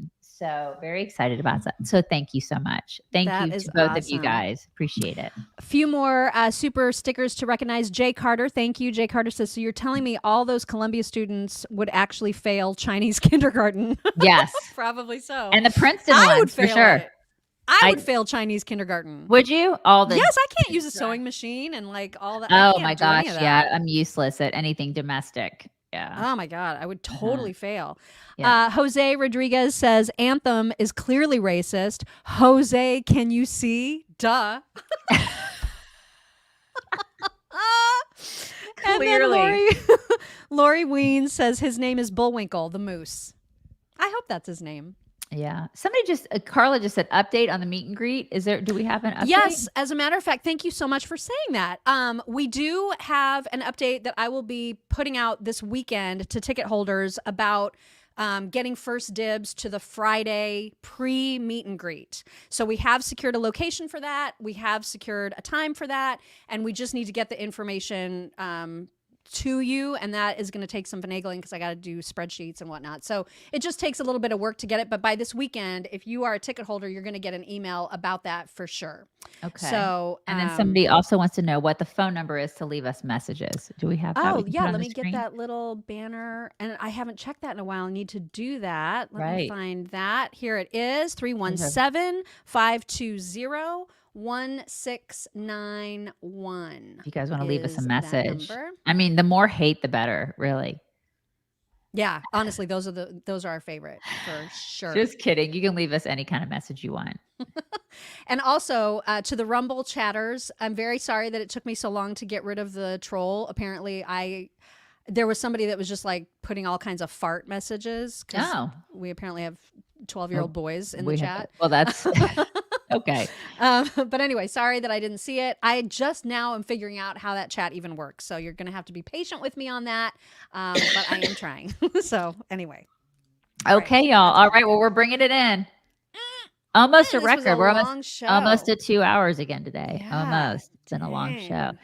You guys have a wonderful, wonderful Wednesday, wonderful hump day, and we will talk to you tomorrow. Bye, everybody.